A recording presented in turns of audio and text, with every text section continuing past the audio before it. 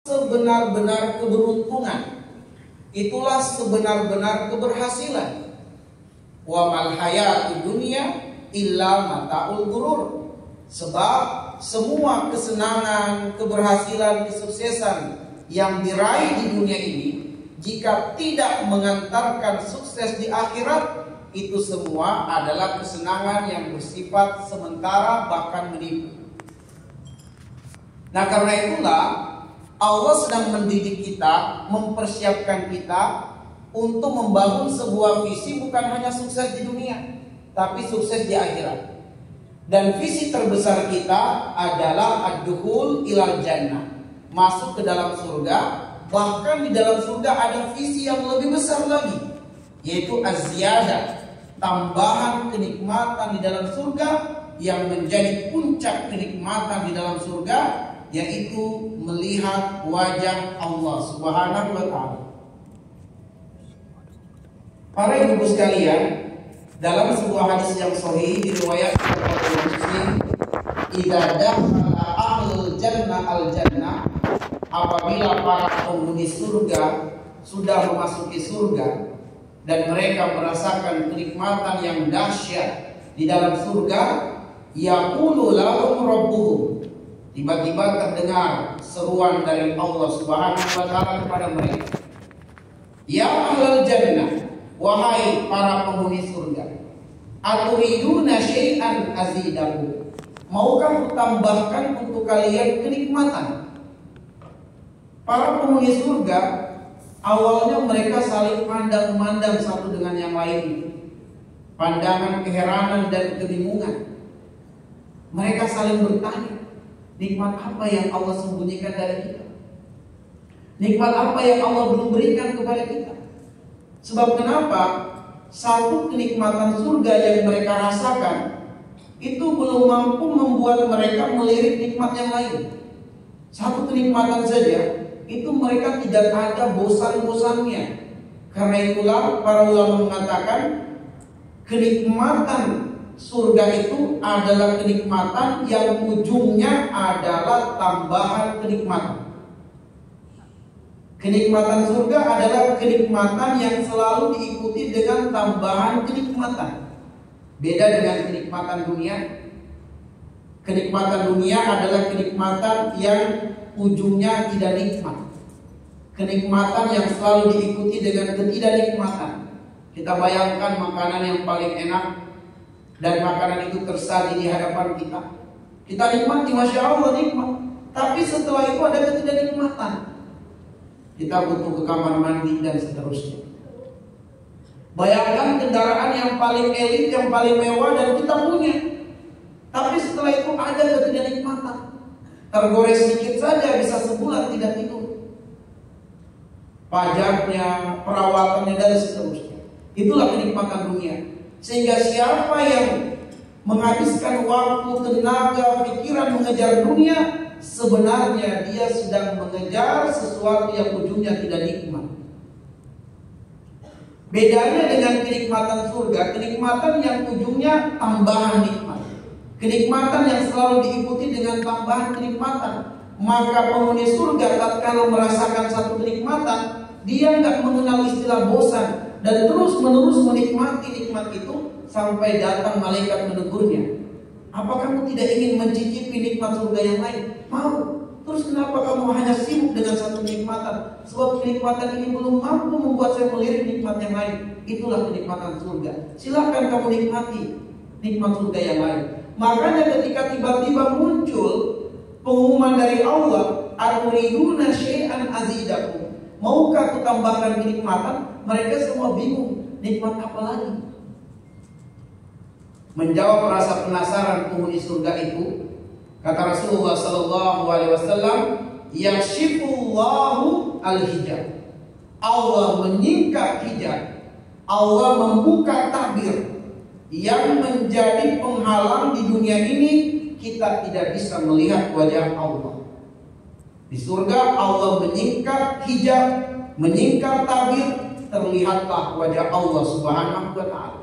Di dunia ini kita nggak bisa melihat wajah Allah. Jangankan kita, ukuran manusia biasa seorang Rasul yang mulia, dikenal sebagai Rasul yang bisa bercakap-cakap dengan Allah. Nabi Musa alaihissalam diabadikan di dalam Quran surat Al-A'raf di ayat 147.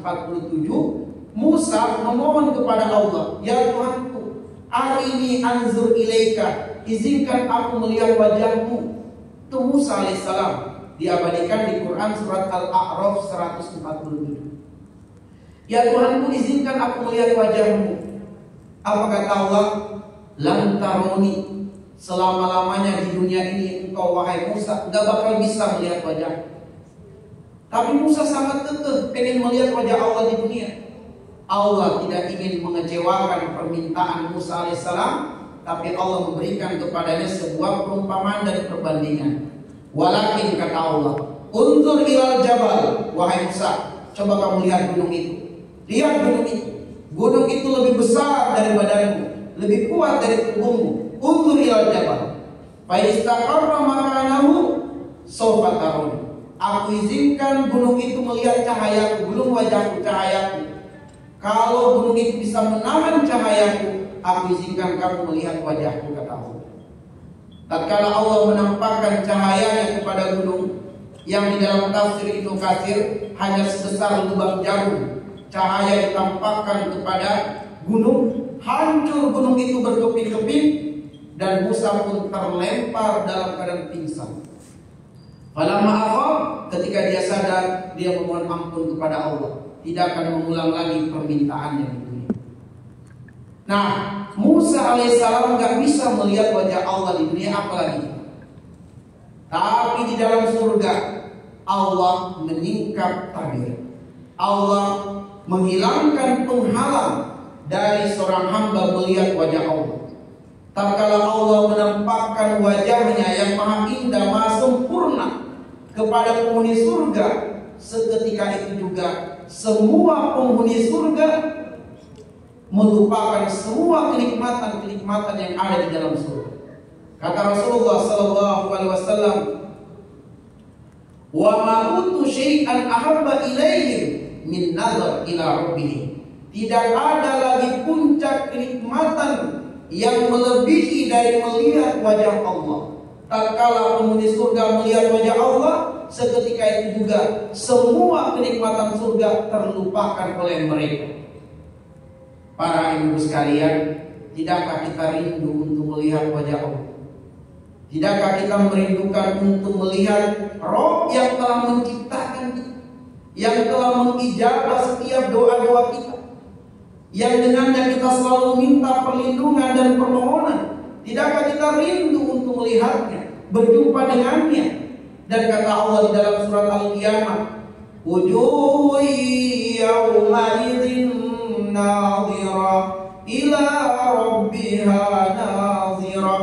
Pada hari itu, mereka yang melihat wajah Allah akan berseri-seri wajah mereka, karena mereka melihat wajah Allah Subhanahu wa ta'ala.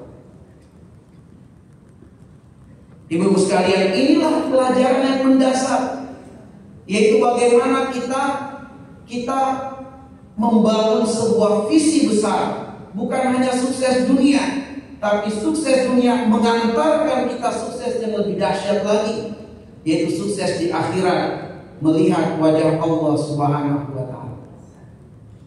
Kalau visi ini telah benar, telah kita tancapkan dengan kuat, selanjutnya bagaimana misinya?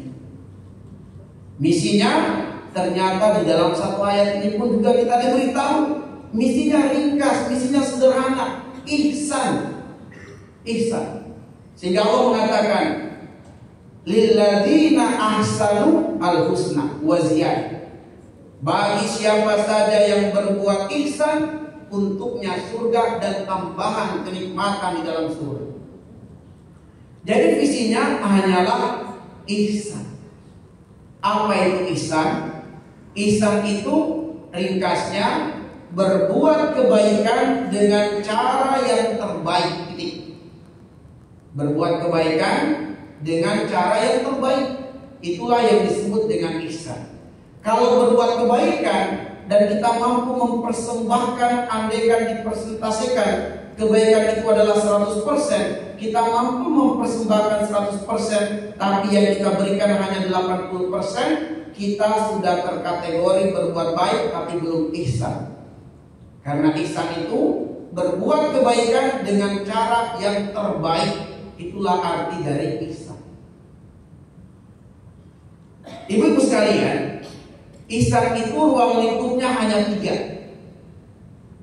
Ihsan ruang lingkupnya hanya 3, yang kita kenal dengan istilah Arabnya hablum minallah, hablum minan nas, wa hablum minal alam. Berbuat ihsan dengan Allah, berbuat ihsan dengan manusia, dan berbuat ihsan dengan alam. Berbuat ihsan dengan alam ada 3 cakupannya. Berbuat ihsan dengan al-bi'ah atau lingkungan, berbuat ihsan dengan binatang, al-hayawanat, dan berbuat ihsan dengan an-nabatat atau tumbuh-tumbuhan. Izinkan pada kesempatan ini saya mengangkat 1 poin saja, yaitu memperdalam pada ihsan kepada manusia yang saya kaitkan dengan tema di atas, yaitu bagaimana memperkuat silaturahmi dan juga solidaritas. Sehingga saya hanya akan berbicara tentang ihsan kepada manusia. Bagaimana cara kita berbuat ihsan kepada manusia? Berbuat ihsan kepada manusia itu dengan 4 cara. Berbuat ihsan kepada manusia dengan 4 cara. Pertama, berbuat ihsan dengan hati. Yang kedua, berbuat ihsan dengan lisan. Yang ketiga, berbuat ihsan dengan perbuatan. Dan yang keempat, berbuat ihsan dengan harta. Ini semua ada di dalam Al-Quran, pendalilannya atau dasarnya. Adapun berbuat ihsan dengan hati adalah bagaimana kita membersihkan hati dari penyakit-penyakit sosial.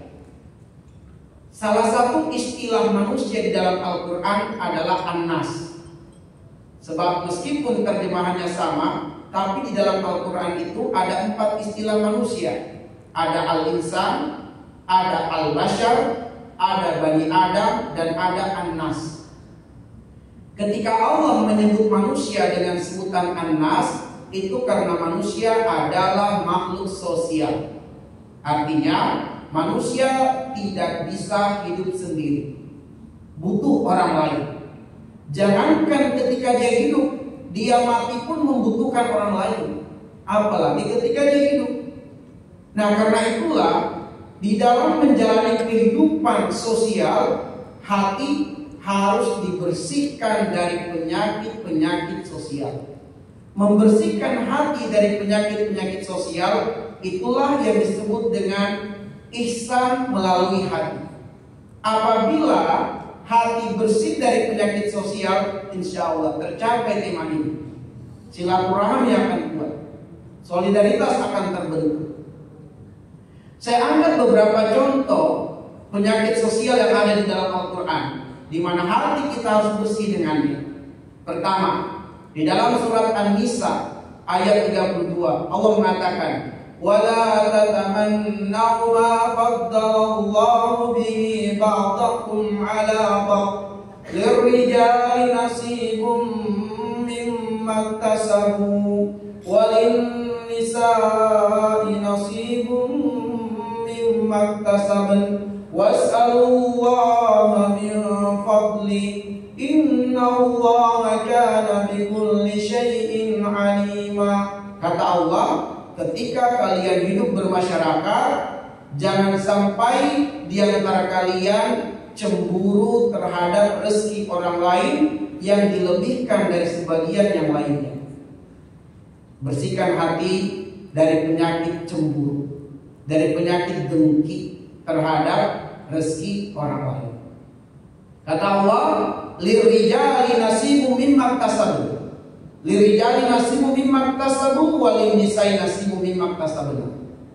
Laki-laki akan mendapatkan bagian rezeki karena apa yang diusahakannya. Perempuan pun mendapatkan bagian rezeki karena dia pun berusaha melayakkan, memantaskan diri mendapatkan rezeki tersebut. Was'alullaha min fadli. Allah melarang kita cemburu terhadap rezeki orang lain, tapi Allah tidak melarang kita untuk bertekad, bercita-cita mendapatkan rezeki seperti orang lain. Allah tidak melarang kita untuk mendapatkan rezeki sebagaimana rezeki orang lain. Yang Allah larang cemburu terhadap rezekinya. Tetangga kita, teman kita katakanlah diberikan rezeki di dunia berupa kendaraan, penghasilan yang bagus. Boleh kita bertekad seperti itu juga. Boleh kita berharap, ya Allah, berikan pula kepada nikmat sebagaimana yang Kau berikan kepada sahabat saya. Mudahkan pula suamiku, ya Allah, sebagaimana Kau mudahkan suami tetangga saya dalam rezeki. Boleh. Allah tidak melarang itu. Yang Allah larang kita cemburu dengan rezeki orang lain. Sebab apabila kita cemburu, dengki dengan orang lain, itu berarti kita tidak ridho dengan pembagian Allah dalam masalah rezeki. Maka Allah mengatakan, was'alullaha min fadli innallaha kana bikulli syai'in alima. Mintalah kepada Allah karena Allah yang ngasih rezeki kepadanya. Siapapun yang kamu lihat, tetangga kamu, sahabat kamu rezekinya bagus, itu Allah yang kasih ke mereka. Minta kepada Allah, lalu Allah yang akan menentukan apakah kamu layak dan pantas mendapatkan apa yang kamu minta atau tidak. Innallaha kana bikulli syai'in alima, dan Allah akan memberikan rezeki kepadamu dengan ilmunya bahwa itu terbaik untukmu. Seringkali Allah belum ngasih, bukan Allah bakhil, tapi Allah lebih tahu tentang diri kita ketimbang kita yang mengenali diri kita. Zon kita, dugaan kita, indahnya, asiknya, bahagianya kalau saya dapat rezeki itu. Tapi belum tentu itu akan mendatangkan kebahagiaan untuk kita. Sebab itulah Allah menyuruh kita minta kepada Allah apa yang kamu zon, yang kamu duga baik untuk dirimu, tapi Allah akan menilainya dengan ilmu Allah, dan ilmu Allah lebih luas, lebih sempurna. Maka Allah mengatakan di dalam surat Al-Baqarah ayat 216, boleh jadi yang kamu suka ternyata itu buruk bagimu, dan boleh jadi yang kamu benci itu yang terbaik untukmu. Dan Allah mengatakan, wallahu ya'lamu wa antum la ta'lamun. Allah Maha tahu dan kamu tidak tahu masa depanmu. Petunjuk lainnya di dalam Al-Quran tentang membersihkan hati, misalnya di dalam Quran surat Ali Imran ayat 120, yaitu penyakit hasad. In tamsaskum hasanatun tasuhum wa in tusibukum sayi'atun yafrahu biha. Apa indikator seseorang terkena penyakit hasad? Lihat surat Ali Imran ayat 120, itu petunjuknya. Bagaimana indikator seseorang yang sudah terjangkiti penyakit hasad? Kata Allah, apabila ada orang yang hasad kepadamu dalam masalah rezeki, apabila dia, orang yang hasad itu, mendengarkan berita atau melihat langsung engkau mendapatkan kenikmatan, dia akan menderita hidupnya. Dan apabila dia mendapatkan berita atau melihat langsung engkau ditimpa dengan kesulitan, dia akan berbahagia dan bergembira.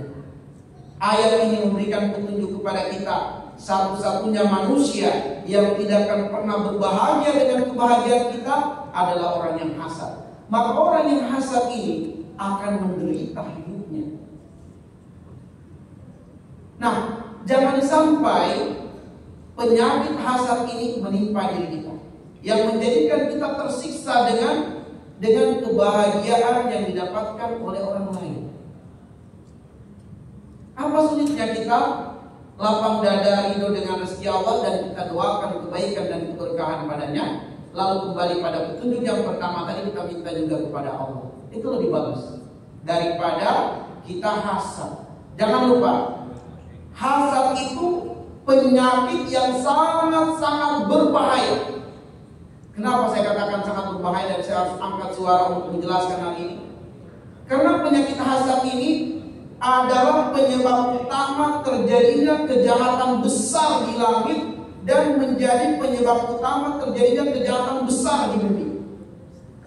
Karena hasad, iblis berani melawan Allah, berani menanggung konsekuensi kekal di neraka. Itu pemicunya hanya satu, hasad kepada Adam alaihissalam. Di dunia ini kejahatan besar pertama terjadi adalah juga pemicunya hasad, yaitu Qabil tega membunuh saudara kandung sendiri. Itu karena hasad. Maka jangan sampai bibit ini tumbuh di hati kita. Saya yakin ibu-ibu pasti ada grup. Nah, apabila salah satu anggota grup memposting foto atau video kebahagiaannya, tiba-tiba ada rasa sakit di hati kita menyaksikannya, ayo pada bibitnya segera tepis, segera hilangkan dengan apa? Doakan kebaikan dan keberkahan kepada yang memposting foto dan video itu. Dia tidak bermaksud untuk memamerkan kebahagiaannya, tapi dia pengen wa amma bi nikmati rabbika fahadits. Di antara kebahagiaan yang didapatkan, dia pengen berbagi kebahagiaan. Tapi tidak semua orang berbahagia dengan postingan itu. Ada yang menderita. Maka tatkala kita merasa, oh hati saya sakit ya, kita rasakan, oh hati saya gak nyaman. Dia kirim video atau foto kebahagiaan, ada sakit di hati kita, itu bibitnya ada di hati, bibit hasad. Maka segera obati dengan mendoakan kebaikan kepada yang memposting itu. Lalu kemudian petunjuk Quran lainnya adalah di dalam Quran surah Ali Imran ayat 134. Allah mengatakan wal kadhiminal ghaidha wal 'afina 'anil nas wallahu yuhibbul muhsinin. Salah satu ciri penghuni surga itu, kata Allah, salah satu ciri penghuni surga itu hatinya tersedia stok maaf yang banyak, sehingga dia menahan diri dari orang-orang yang menyakitinya, bahkan memaafkan orang-orang yang menyakitinya, meskipun yang menyakitinya tidak minta maaf. Itu ternyata hatinya calon penghuni surga. Berarti di dalam hati tersedia stok maaf. Nah, para ibu sekalian, kelanggengan sebuah organisasi, sebuah perkumpulan, sebuah jamaah hanya apabila tersedia stok maaf yang banyak di hati para anggota-anggotanya. Sebab dalam interaksi sosial mungkin saja ada gesekan-gesekan, tapi apabila tersedia stok maaf di hati yang banyak, itulah yang bisa mewujudkan silaturahmi. Itulah yang bisa memperkuat solidaritas. Kalau kemudian tersedia stok maaf.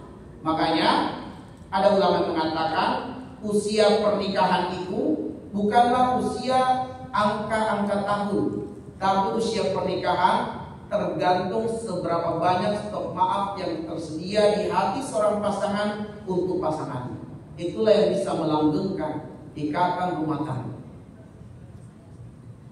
Nah, ini berarti bahwa hatinya kalau penghuni surga itu lapang, luas. Dan yang terakhir, berbuat ihsan dengan hati ada di dalam Quran surat Al-Hujurat. Di ayat yang ke-12 Allah mengatakan, ya ayyuhalladzina amanu ijtanibu katsiran minaz-dzann inna ba'dadz-dzanni ismun. Wahai orang-orang yang beriman, janganlah kamu buruk sangka dengan orang lain. Bersihkan hati dari suuzon, buruk sangka. Tiba-tiba tetangga kita membangun atau merenovasi rumah, jangan dicurigai, sepertinya pelihara tuyul. Tidak boleh. Kita ada yang tidak tahu, boleh jadi dia telah menabung, masya Allah, sekian tahun penghasilan pemasukan ditabung, cukup dibangunlah sebuah rumah. Ya, beli kendaraan, jangan dicurigai. Kayaknya hasil korupsi nih, kok suaminya tiba-tiba bisa beli mobil mewah, jangan buruk sangka. Bersihkan hati dari suuzon. Dan masih banyak contoh-contoh petunjuk di dalam Al-Quran. Baik, saya melangkah kepada yang kedua, berbuat ihsan dengan lisan. Petunjuknya ada di dalam Quran surah Al-Baqarah. Di ayat yang ke-187 Allah mengatakan, Allah Subhanahu wa taala mengatakan, wa qulu lin-nasi husna. Mohon maaf, di ayat yang ke-87. Wa qulu lin-nasi husna. Dan ucapkanlah perkataan-perkataan yang baik ketika berbicara dengan manusia. Wa qulu lin-nasi husna. Ucapkanlah perkataan yang baik kepada manusia. Ini petunjuk Al-Quran. Saya ingin angkat bagaimana petunjuk kita berkomunikasi kepada orang tua. Sebab untuk mereka yang usianya minimal 40 tahun, betul-betul Allah mewasiatkan kepada mereka. Wa wasainal insana biwalidayhi ihsana, kata Allah. Kami wasiatkan kepada manusia, dan kalau kelanjutan ayat itu untuk mereka yang usia minimal 40 tahun. Kepada mereka yang usianya minimal 40 tahun diwasiatkan oleh Allah agar supaya berbuat ihsan kepada bapak dan ibunya. Ini di surat Qaf ayat 15. Nah, berbuat ihsan kepada orang tua di antara petunjuk Al-Quran di surat Al-Isra ayat 23 adalah dengan ucapan. Berbuat ihsan dengan ucapan. Kata Allah Subhanahu wa taala, kata Allah di dalam surat Al-Isra ayat 23, "Fala taqul lahuma uff." Ketika engkau berkomunikasi dengan bapak ibumu, orang tuamu, jangan sekali-kali kamu mengucapkan kata atau yang senada dengan itu yang menunjukkan kekesalan, yang menunjukkan ketidaksukaan terhadap apa yang diminta oleh orang tua kepada diri kita.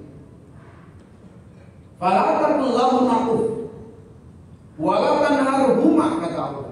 Jangan engkau debat orang tua, jangan engkau marahi orang tua, apalagi sampai engkau merendahkan orang tua dengan mengatakan orang tua bodoh, orang tua goblok, tolol. Jangan. Betul, mungkin orang tua kita hanyalah seorang petani miskin yang tinggal di suatu desa terpencil, sedangkan kita telah meraih kesuksesan di kota. Tapi ingatlah bahwa mereka lah yang menjadi sebab kita terlahir di muka bumi yang tidak akan pernah bisa terbayarkan dan terbalaskan. Ada yang datang kepada Imam Syafi'i yang mengatakan, "Ya Imam, ketika aku berusia 20 tahun, aku telah berkhidmat untuk orang tua.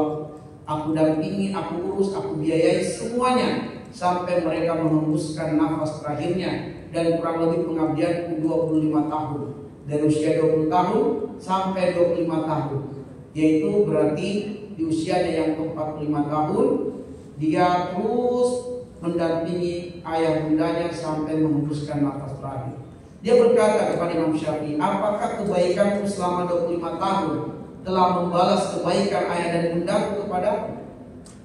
Apa kata Imam Syafi'i rahimahullah ta'ala? Bahwa setetes ASI bundamu belum terbayarkan dengan kebaikan yang telah kamu lakukan kepadanya selama 25 tahun. Dalam kisah yang lain, seorang pemuda yang bertanya kepada Imam Sufyan Ats-Tsauri rahimahullah ta'ala. Pemuda ini menggendong bundanya menjalankan ibadah haji.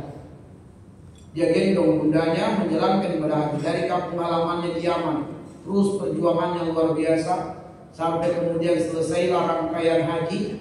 Dia datang kepada Imam Sufyan Ats-Tsauri, apakah yang kulakukan ini sudah bisa membalas kebaikan orang tua saya, terutama bunda saya? Kata Sufyan Ats-Tsauri, satu pembukaan ibumu saat engkau dilahirkan tidak terbayarkan dengan semua kebaikan yang kau lakukan. Sehingga kata para ulama tafsir berdasarkan surat Al-Isra 23, satu-satunya ucapan yang layak dan pantas untuk keluar dari lisan seorang anak kepada orang tuanya, kata Allah, faqul lahuma qaulan karima. Ucapkanlah kepada keduanya perkataan yang mulia. Perkataan yang mulia. Nah, karena itulah hendaknya kita berbuat ihsan dengan manusia melalui lisan kita. Melalui lisan kita. Allah mengatakan wailul likulli humazatin lumazah. Celaka orang-orang yang berbuat humazah. Apa itu berbuat humazah? Merendahkan orang lain dengan lisan. Mengatakan orang lain bodoh, tolol, atau kalimat-kalimat yang semakna dengan itu. Nggak boleh. Kenapa orang bisa cenderung terjatuh pada perbuatan sombong, merendahkan orang lain? Allah mengatakan di dalam surat Al-Alaq di ayat yang ke-6 dan ayat yang ke-7, kalau Allah mengatakan kalla innal insana la yatgha ar-ra'ahu istaghna. Surat Al-Alaq ayat 6 ayat 7. Sekali-kali tidak.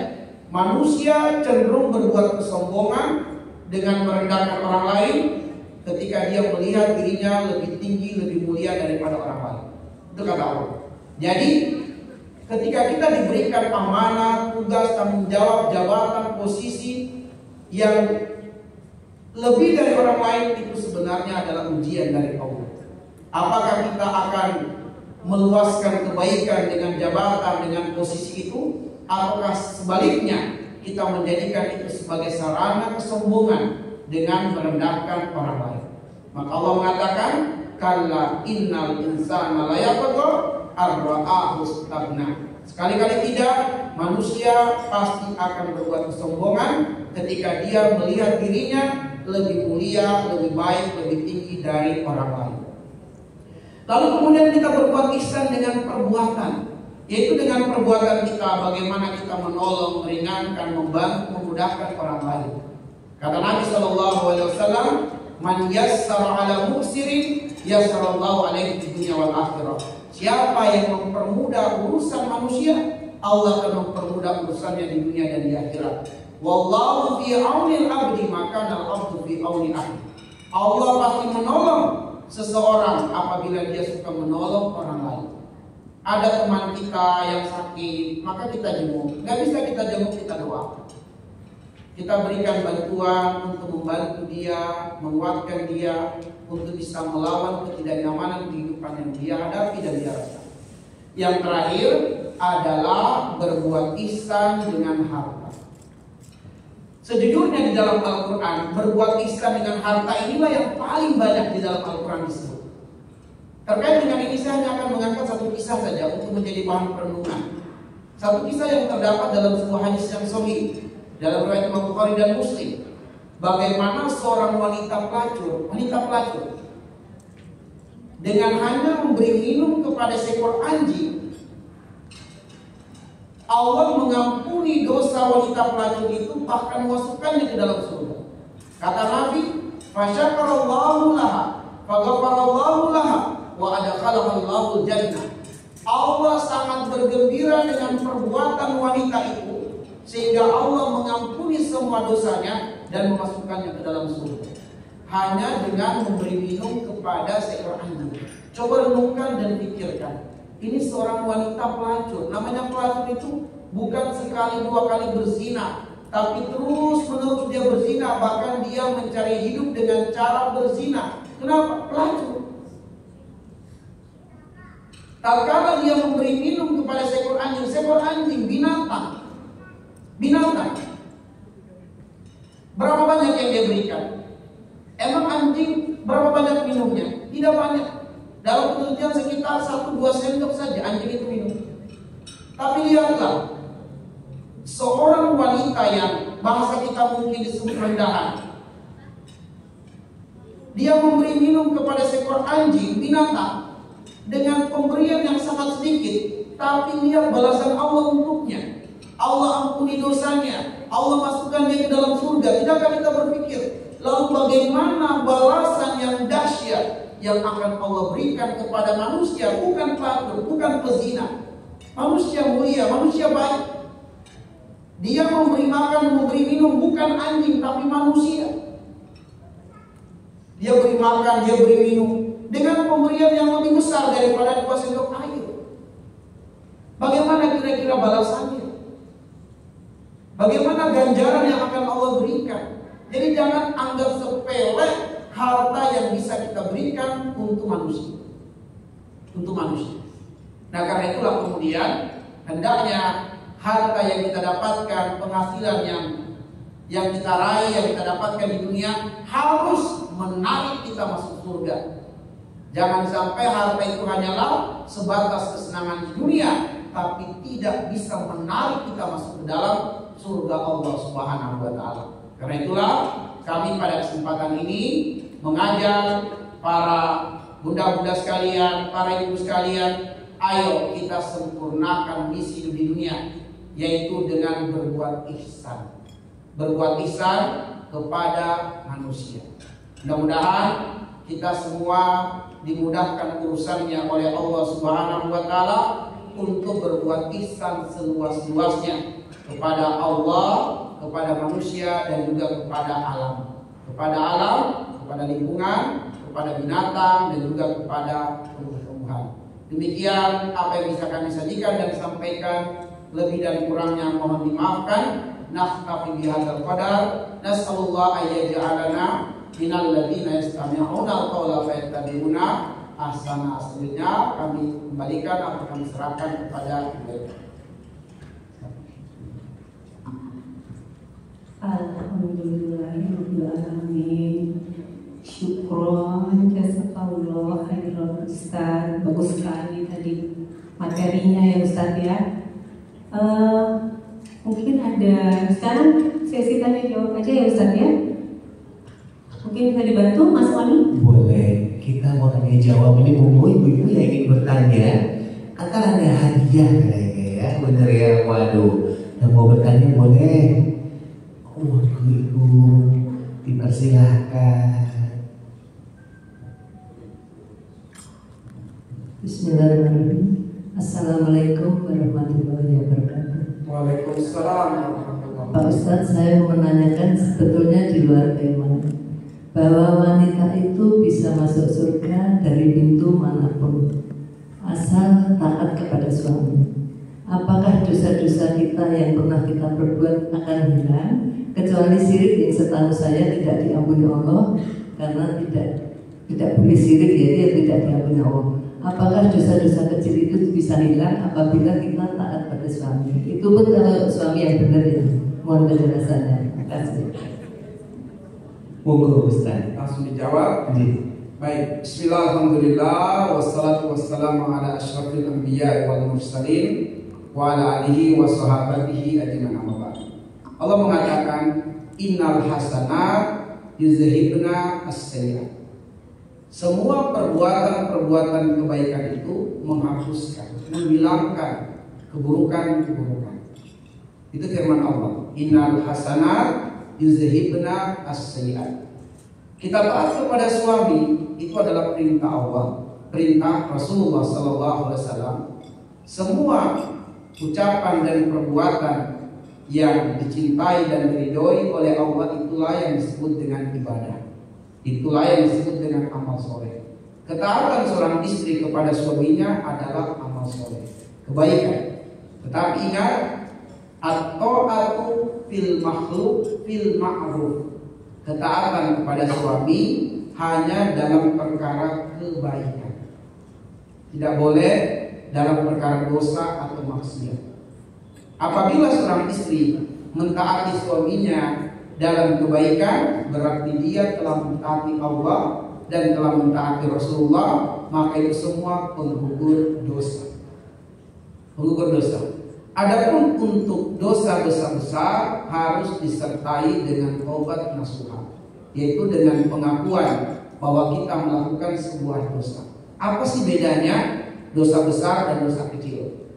Dosa besar itu cirinya di dalam Al-Quran pertama, apabila pelaku perbuatan dosa itu diancam dengan siksaan neraka. Ini ciri yang pertama. Jadi apabila ada perbuatan yang ancamannya adalah siksaan di dalam neraka, itu adalah ciri pertama dosa besar. Contohnya adalah berbuat riba, ancamannya neraka. Contohnya membunuh manusia tanpa hak, ancamannya neraka. Berzina, ancamannya neraka.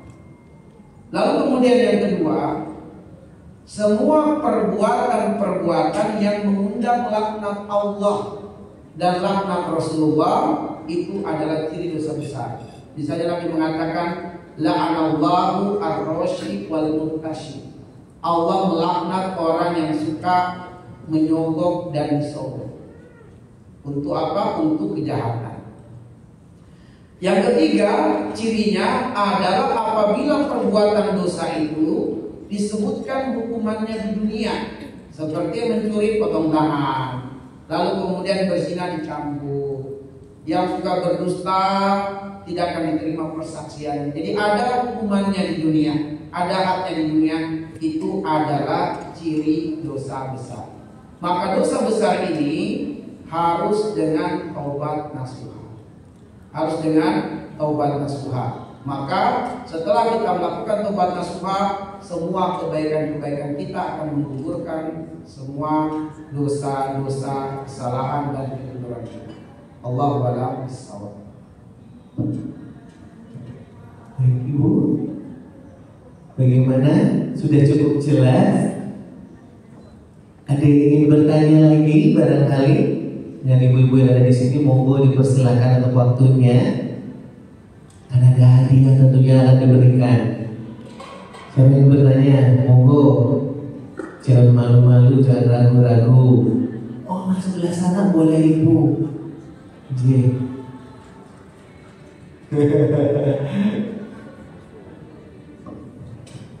Assalamualaikum warahmatullahi wabarakatuh.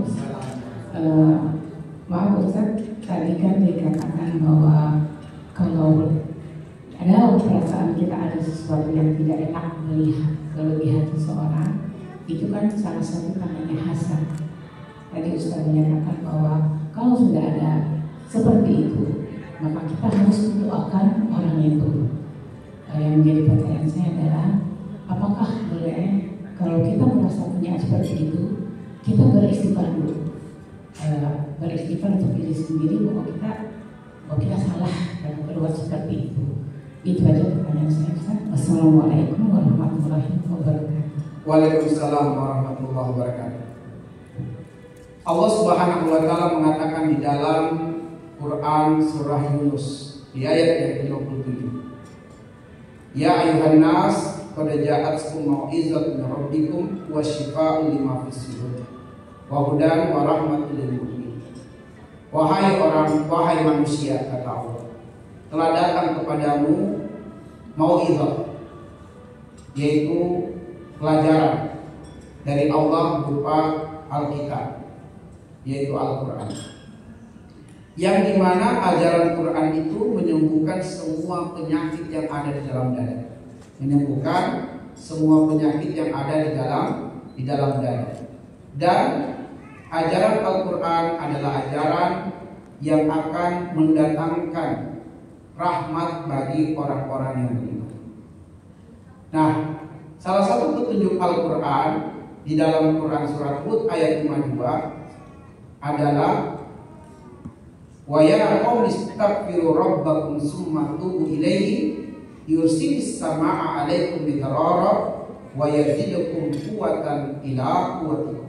Kata Allah, wahai kaumku, karena Allah mengutip perkataan Nabiullah Hud alaihissalam, wahai kaumku, selalulah kalian beristighfar kepada Allah dan bertobatlah jika terbayang ada dosa-dosa besar yang kita lakukan.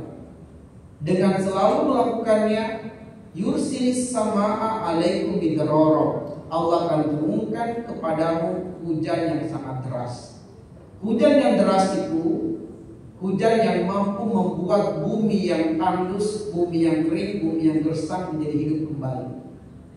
Bumi tandus, bumi kering, bumi gersang ibarat jiwa yang sedang kering, sedang hampa, sedang sakit karena suatu persoalan kehidupan. Maka apabila kita selalu beristighfar kepada Allah, Allah akan menurunkan hujan solusi yang lebat yang akan mencabut akar-akar kegelapan atau akar-akar penyakit di hati kita, sehingga hati menjadi tenang, damai dan bahagia. Barulah Allah datangkan kenikmatan yang berikutnya, wa yazidukum quwwatan ila quwwatikum, dan Allah akan menambah kekuatan untukmu, kekuatan kesehatan, kekuatan rezeki, dan kekuatan kebaikan yang kita inginkan dalam menjalani kehidupan di dunia. Nah, kalau dalam kaitannya untuk menyembuhkan penyakit hasad, obatnya memang satu, doakan orang lain.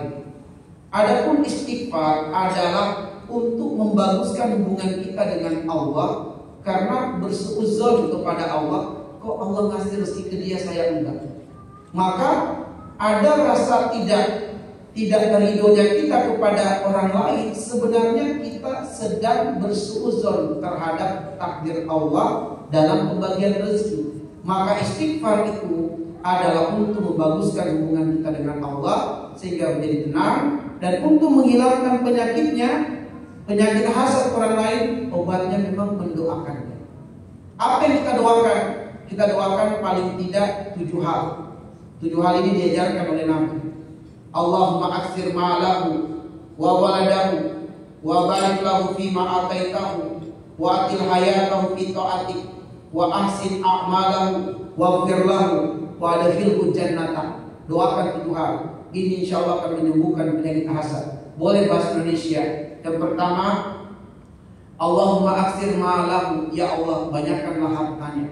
Sebab seringkali kita selalu hasad dalam urusan harta, dalam urusan rezeki. Maka dia yang pertama kita doakan, ya Allah banyakkanlah harta kepadanya. Sebut namanya orang itu, ya Allah banyakkanlah hartanya. Wa waladahu, ya Allah baguskanlah anak keturunannya. Kemudian yang ketiga, wa barik lahu fima ataitahu, berikan keberkahan kepadanya atas apa yang kau rezekikan untuknya. Yang keempat, wa atil hayatahu fi ta'atik, ya Allah panjangkan umurnya dalam kebaikan. Yang kelima, wa ahsin a'malahu, baguskan amal solehnya. Yang keenam, waghfir lahu, ampuni dosanya. Yang terakhir, wadkhilhu jannata, masukkan dia ke dalam surga. Ini doa yang Nabi ajarkan.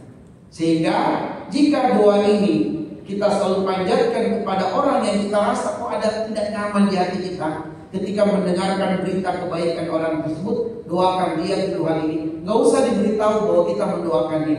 Kata Nabi SAW, da'watul mar'i li akhihi inda zuhri baitihi mustajab. Doa seseorang untuk orang lain di mana orang tersebut tidak tahu kalau dia didoakan oleh kita, mustajab di sisi Allah. Itu berarti doa yang tulus.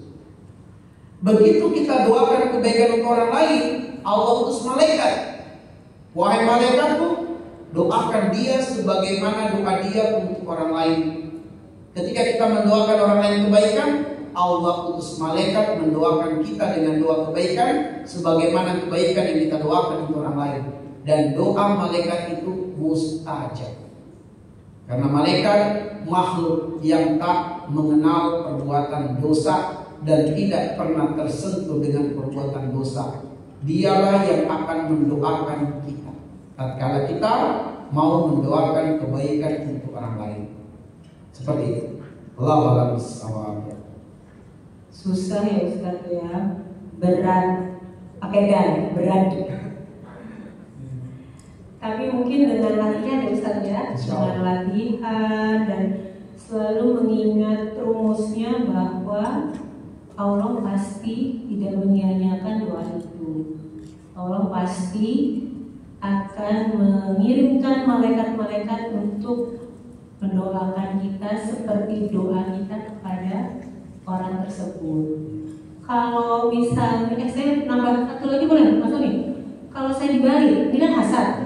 Kalau misalnya merasa lebih baik, ini saya jujur aja. Saya kalau merasa lebih baik, jilbabku lebih panjang daripada jilbab dia. Aku tuh lebih baik daripada dia. Itu kan juga penyakit hati ya Ustaz ya. Gimana tuh Ustaz untuk menahan itu? Karena itu jujur itu pasti otomatis ya, otomatis ngelihat yang ukti yang berjilbab panjang ini kan gue lebih bagus nih gitu daripada dia gitu. Seperti itu, gimana Ustaz? Ya, baik. Bismillah, alhamdulillah, wassalatu wassalamu ala asyrafil anbiya wal mursalin wa ala alihi wa sahabatihi ajma'in, amma ba'du. Memang kata Nabi, ada 2 penyakit yang sangat berbahaya, penyakit hati yang sangat berbahaya. Kenapa 2 penyakit hati ini sangat berbahaya? Kata Rasulullah, dua penyakit ini berpotensi menghapuskan amal soleh. Yang pertama riya, dan yang kedua ujub. Riya menghapus amal soleh sebelum amal soleh dikerjakan, sedangkan ujub menghapus amal soleh setelah amal soleh dikerjakan. Jadi memang kita harus menjaga niat ini sebelum kita melakukan amal soleh, ketika sedang melakukan amal soleh, dan yang paling berat setelah melakukan amal soleh. Penyakit yang kita waspadai setelah melakukan amal soleh itu adalah penyakit ujub. Ujub itu adalah ijabul mar'i binafsihi, takjubnya seseorang, kagumnya seseorang pada dirinya. Dalam surat An-Najm Allah mengatakan, fala tuzakku anfusakum huwa a'lamu biman ittaqa. Janganlah kamu menganggap dirimu lebih suci dari yang lainnya, karena Allah yang lebih tahu siapa yang paling bertakwa. Nah, bagaimana membersihkan dua penyakit hati ini? Jawabannya adalah iyyaka na'budu wa iyyaka nasta'in. Itu jawabannya. Iyyaka na'budu adalah untuk membersihkan hati dari penyakit riya. Iyyaka na'budu, memurnikan ibadah hanya untuk Allah, bukan untuk yang lain. Ini akan membersihkan hati dari penyakit riya. Wa iyyaka nasta'in, hanya kepadamu lah kami minta pertolongan, adalah untuk membersihkan hati dari penyakit ujub. Takjub dan kagum pada diri sendiri hanya akan sembuh apabila kita menyadari kebaikan apapun yang kita lakukan itu karena pertolongan Allah Subhanahu wa ta'ala. Para bunda sekalian, bisa bersedekah bukan karena bunda banyak harta, tapi karena pertolongan Allah yang menggerakkan hati bunda untuk bisa berinfak dan bersedekah. Si Qarun laknatullah alaih diabadikan di dalam Quran surat Al-Qasas di ayat yang ke-88. Kenapa Allah murka kepadanya? Tatkala dia mendapatkan kekayaan yang sangat banyak, sukseslah di mata dunia. Tapi ternyata si Qarun itu takjub terhadap dirinya. Dia tidak menyandarkan semua keberhasilannya ini adalah dari Allah, tapi dia sandarkan semuanya adalah karena kehebatannya. Dan Allah abadikan perkataannya di dalam surat Al-Qasas ayat 88. Si Qarun mengatakan, inna ma'utituhu ala ilmin indi. Semua keberhasilan ini saya dapatkan karena saya hebat, karena saya pintar, karena saya rajin dan tekun. Allah nggak suka. Di dalam surat Al-Hadid ayat ketiga Allah mengatakan, wallahu la yuhibbu kulla mukhtalin fakhur. Allah nggak suka dengan orang yang sombong, dan Allah nggak suka dengan orang yang berbangga diri. Orang sombong itu merendahkan orang lain. Orang yang berbangga diri itu maksudnya adalah orang yang menyandarkan semua keberhasilannya karena dirinya, karena dirinya hebat. Wajar dan pantas kalau saya posisinya paling tinggi, derajat saya paling tinggi dari yang lain karena memang saya tekun. Saya adalah orang yang pekerja keras dari dulu. Wajarlah kalau saya mendapatkan kedudukan tinggi ini. Allah nggak suka dengan perkataan demikian. Maka sandarkanlah semua keberhasilan yang kita raih di dunia adalah karena pertolongan Allah. Betapa indahnya perkataan Nabiullah Sulaiman yang diabadikan oleh Allah di dalam Quran surat An-Naml. Kita tahu bagaimana kekuasaan kerajaan kekayaan Nabiullah Sulaiman. Tapi apa kata Sulaiman? Hadza min fadli rabbi liyabluwani aashkur am akfur. Semua kekuasaan ini adalah karunia Allah kepadaku untuk menguji saya. Pandaikah saya bersyukur ataukah saya terjatuh pada kekufuran? Sulaiman sangat kaya, tapi dia menyandarkan kekayaannya dari Allah. Si Qarun juga kaya, tapi dia menyandarkan kekayaan dari dirinya. Biasa juga para bunda seperti itu, ketika anaknya pintar, cerdas, dipuji-puji, dia mengatakan siapa dulu dong namanya, siapa dulu dong ibunya. Tapi anehnya kalau anaknya mungkin katakanlah prestasinya di bawah, banyak masalah, nggak ada juga yang mengatakan siapa dulu dong namanya. Ya. Kalau anaknya dipuji-puji, disanjung-sanjung, siapa dulu dong mamanya, ini termasuk perkataan yang Allah suka. Tapi katakanlah alhamdulillah, itu pertolongan Allah.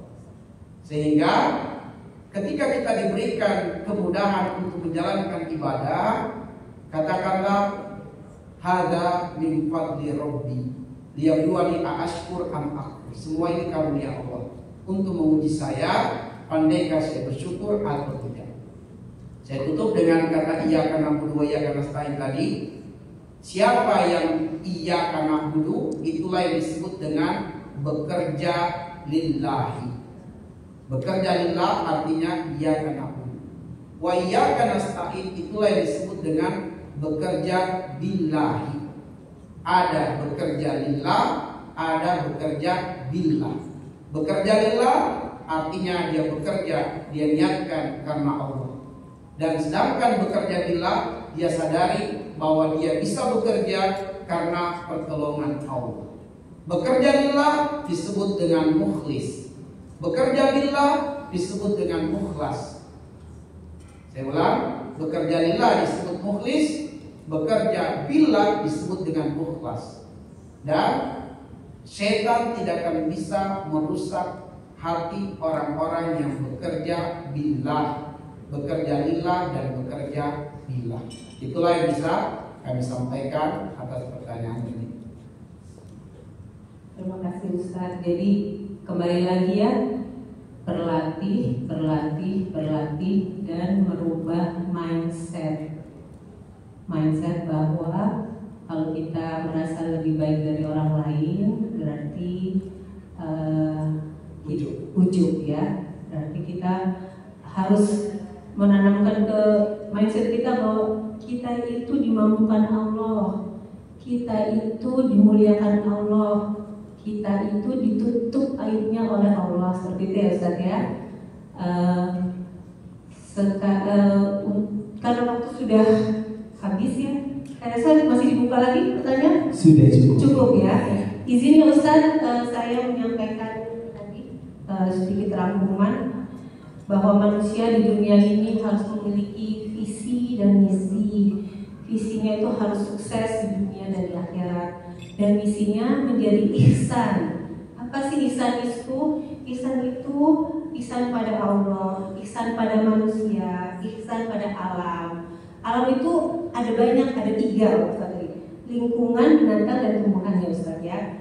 Dan untuk kita yang berorganisasi di sini, kita bisa melihat bahwa ihsan itu bisa dilakukan dari hati, lisan, dan perbuatan dan harta ya. Dan itu kita bisa terapkan di kehidupan kita berorganisasi dan kehidupan sehari-hari juga ya. Saya rasa itu ya Ustaz ya, rangkuman materi hari ini ya, pagi ini ya. Mungkin Ustaz bisa tutup dengan doa untuk kemajuan organisasi ini dan suksesnya organisasi ini. Apa dengan Ustaz? Mari kita sempurnakan kajian tausiah hari ini, pagi ini, dengan berdoa kepada Allah Subhanahu wa Ta'ala. Untuk kedalaman dan keluasan makna, saya akan pimpin doa dengan bahasa Arab. Hari kita tengadahkan tangan kita memohon kepada Allah Subhanahu wa Ta'ala. Amin ya Allah ya Rahman ya Rahim ya Malik ya Kudus ya Salam ya Mu'min ya Muhaimin ya Aziz ya Jabbar ya Mutakabbir ya Ghaffar ya Razzaq. Allahumma salli ala Muhammadin wa ala alihi wa sahabatihi ajma'in, amma ba'd. Allahumma arhamna bil Qur'an waj'alhu lana imaman wa nuran wa hudan wa rahmah. Allahumma dzakkirna minhuma nasina wa 'allimna minhuma jahilna warzuqna tilawatahu ana al-laili wa atrafan nahar waj'alhu lana hujjatan ya rabbal alamin. Allahumma aslih lana dinana alladhi huwa ismatu amrina wa aslih lana dunyana allati fiha ma'ashuna wa aslih lana akhiratana allati fiha ma'aduna waj'alil hayata ziyadatan lana fi kulli khair, waj'alil mauta rohatan lana min kulli syarr. Allahumma ja'al khaira a'malina akhiraha wa khaira a'malina khawatimaha wa khaira ayyamina yawma nalqaka. Allahumma inna nas'aluka ishatan haniyah wa mitatan sawiyah wa maraddan ghayra musin wala fadhi. Allahumma inna nas'aluka tuqa wal huda wal afafa wal ghina wal mauta fil iman wal islam. Allahumma akthir amwalana wa auladana wa barik lana fima a'taitana wa atil hayatana fi ta'atik wa ahsin a'malana wa ighfir lana wa dakhilna jannatan. Allahumma la sahla illa ma ja'altahu sahla wa anta taj'alul hazna idza syi'ta sahla. Allahumma yassir wa la tu'assir umurana. Allahumma sahhil ala kulli mu'sirin ya Allah ya rabbal alamin. Allahumma inna arinal haqqa haqqa warzuqna ittiba'a wa arinal batila batila warzuqna ijtinaba. Allahumma ighfir lana wa liwalidina wa li jami'il mu'minina wal mu'minat wal muslimina wal muslimat al ahya'i minhum wal amwat innaka sami'un qaribun mujibud da'awat ya qadiyal hajat. Allahumma rabbana zalamna anfusana wa in lam taghfir lana wa tarhamna lanakunanna minal khasirin. Rabbana atina fid dunya hasanah wa fil akhirati hasanah wa qina adzabannar. Sallallahu ala Muhammadin wa ala alihi wa ashabihi wa baraka wa sallam. Subhana rabbika rabbil izzati amma yasifun wa salamun ala mursalin walhamdulillahi rabbil alamin. Al-Fatihah.